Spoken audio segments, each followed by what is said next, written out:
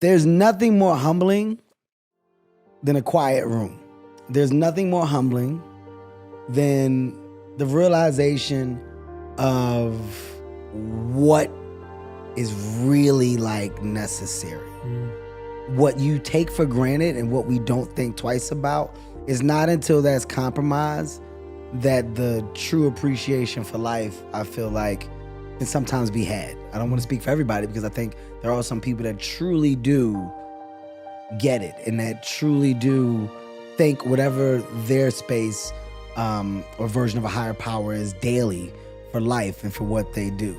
I believe in God, so I'm not as spiritual as some may be, but I'm very thankful for the life that God has allowed me to live and the opportunities that I've been able to embark upon. But I got a lot more appreciation after life was almost gone, right? Like, do you really appreciate your toes? Do you really appreciate your fingers? Like, do you really think about your movement, your joints, vision, smell?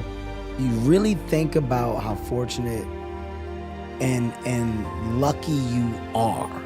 It's the only time where I slow up, right? And when I'm slowing up, it's because the reality of that was significant. I really almost died. My kids and all that, like what? As I'm moving so fast, I didn't even have everything dialed up for if said thing were to happen. What? Oh, because I'm out here, I'm just roaming. I'm out here aimlessly living and I'm moving so fast, I've yet to grasp the true concept and reality of responsibility. Immediately, let me get my responsibilities in order. Because if that had have been, there would have been a lot of people with their hands up as to what, how, when. Fame is great, the lights are great. Kevin Hart, number one. I was in that room with my goddamn wife, my brother, my kids. When you look around, you got a lot of friends, you got a lot of people that love you, but then you start to, well, what really matters? That's when my mindset started to change. That's when you go, okay, my approach to just me and working on me, it needs to be different. I've contradicted myself a lot since, I want to slow down. I'm gonna make sure I give my family more time. I have. That doesn't mean that there can't be more. The day-to-day battle of, am I giving enough? Guys, you know how much dad loves you. I'm here. I'm always working to make sure I do more, but is it enough? Am I a workaholic? Okay, but that's not a bad thing because you love to work. Yes, you do. That's a passion. You got something that you go after every day. That is a driving source for me.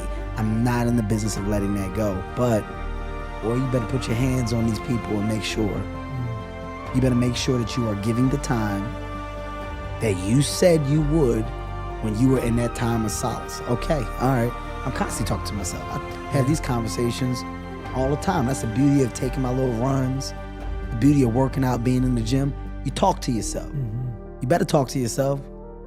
You better have conversations, figure out a yin and yang of good and bad. For me, it was about personal evolvement after that accident.